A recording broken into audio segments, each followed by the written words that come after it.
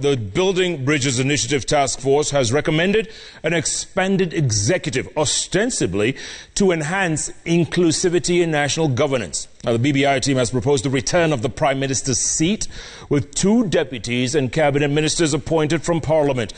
The loser in a presidential contest will get a soft landing as leader of the official opposition if the BBI recommendations are adopted through a referendum poll. Let's get more from our very own Francis Gashuri.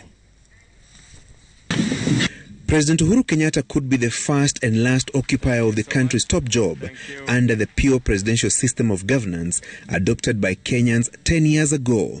The BBI task force is recommending a departure from the presidential model of governance and a return to the hybrid architecture of government, ostensibly to enhance inclusivity in management of the country. This winner-take-all mentality that everything in Kenya is about one seat, and if I don't get it, I will not get my right. No.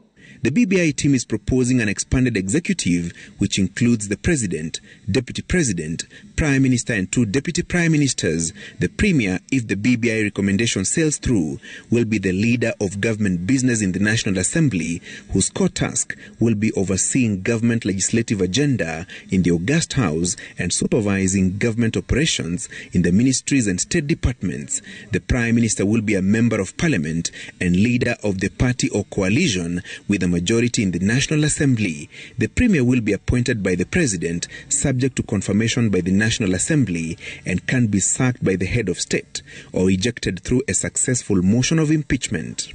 This is not a document against any individual, against any community. This is a document that is for 50 million Kenyans. It is not about making Raila Odinga president or making Uhuru Kenyatta prime minister. That is so far from it. That is propaganda. The 2 deputy prime ministers will be appointed by the President and picked from among members of the cabinet. Other than managing their respective ministerial dockets, the 2 deputy prime ministers will deputize the Premier in execution of various functions, but will only receive 1 salary. They will serve at the President's pleasure.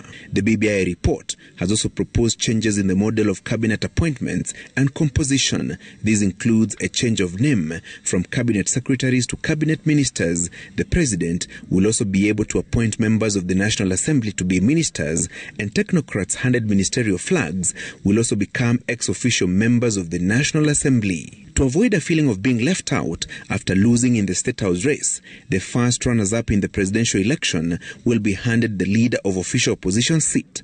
The opposition chief will be nominated to the National Assembly and facilitated through taxpayers' resources to lead his or her troops from the August House. The model of governance and scramble for power are a common feature every 5 years when Kenyans go to the ballot.